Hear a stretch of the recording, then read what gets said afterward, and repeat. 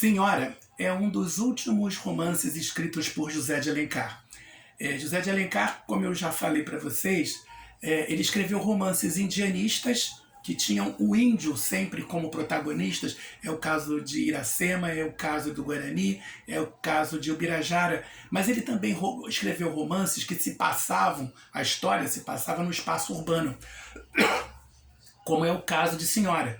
Ele também escreveu, por exemplo, Diva, escreveu Lucíula. E esses três romances que eu falei para vocês agora, Senhora, Diva e Lucíula, fazem parte de um conjunto de romances que foram chamados de perfis de mulher. Eles têm como protagonistas uma mulher, cada uma do seu jeito, cada uma com as suas próprias características. E Senhora é um romance muito interessante, não é um romance fácil de ler para pessoas como nós, leitores do século XXI, que tem a língua portuguesa num estágio que evoluiu. Não vou dizer se foi para pior, para melhor, mas que evoluiu. E por isso, aquele linguajar de meado do século XIX está muito distante da maneira de nós usarmos a língua portuguesa agora. Além disso, existem características do romantismo que para nós, para nossa maneira de ler, para nossa maneira de encarar a vida e a vida dentro da literatura, talvez estejam um pouco ultrapassadas. No romantismo, a gente já viu inclusive isso em Escrava Isaura, no romantismo era muito comum uma adjetivação que pode ser considerada às vezes exaustiva, ou seja, dos personagens são apresentados dezenas de qualidades, daí os adjetivos, e com isso a narrativa fica mais lenta. Fala-se mais sobre o perfil da personagem do que sobre aquilo que ela faz. Mas isso não quer dizer que o romance Senhora é desprovido de ação. Ele é cheio de viradas, de coisas interessantes. Isso vocês vão poder ver no resumo que eu mandei para vocês, que está indo para vocês junto com esse vídeo. O importante é dizer que ele é também um romance de costumes. Ali você consegue ver como era a vida no Rio de Janeiro, na época capital do Império, o segundo Império, para ser mais preciso, já durante o reinado do senhor Dom Pedro II, né, portanto o segundo Império, e que era uma figura respeitada. Então imagina como deveria ser você viver no Rio de Janeiro, você estava atravessando uma rua e de repente você tinha que parar porque estava passando a carruagem do imperador, né? E aí todo mundo parava, todo mundo tirava o chapéu, naquela posição de respeito. Isso era a vida no Rio de Janeiro. E existia, como sempre, como toda época, como em todos os lugares, a vida dos pobres, a vida dos remediados e a vida dos ricos.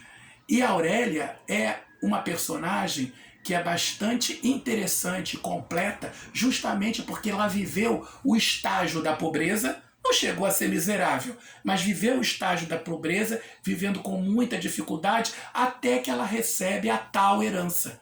E aí uma grande humilhação que ela havia passado, uma grande tristeza também, que ela havia passado quando o seu noivo, da época que ela era pobre, a deixa para se casar com uma mulher rica por puro interesse, isso faz com que ela se torne uma pessoa amargurada. Mas pelo menos ela é uma amargurada rica, que recebeu uma grande herança do avô. O pai havia morrido quando ela era bem jovenzinha, depois ela perde a mãe, mas ela fica com o dinheiro do avô. Conheceu o avô pouco antes de receber a herança, e aí morre a mãe, morre o avô, e ela fica pelo menos com o dinheiro. E uma vez com o dinheiro, ela resolve acertar as coisas com todo mundo. Principalmente com aquele camarada que a deixou na Rua da Amargura, por quem ela era apaixonada, e aliás ele era apaixonado por ela também, mas ele gostava mais do luxo, do dinheiro, e por isso abriu mão do amor dela. E o que ela faz? Ela pede ao tio que vá lá, e aliás o tal cara que se chama Fernando estava prestes a se casar, estava noivo, então vai lá e faz um contrato com ele, um contrato por escrito, tudo direitinho, preto no branco. Pago tal quantia para ele, que era uma quantia muito alta, e em troca disso, ele se casa comigo. Mas não diga para ele quem é a mulher com quem ele vai se casar.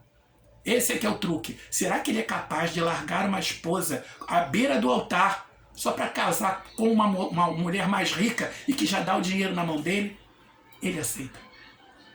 Ele aceita. Por aí você vê que o caráter do camarada não era lá essas coisas. E aí, quando finalmente ele conhece a Aurélia, ele percebe a sucessão de erros que ele praticou, o resultado do mau caratismo dele.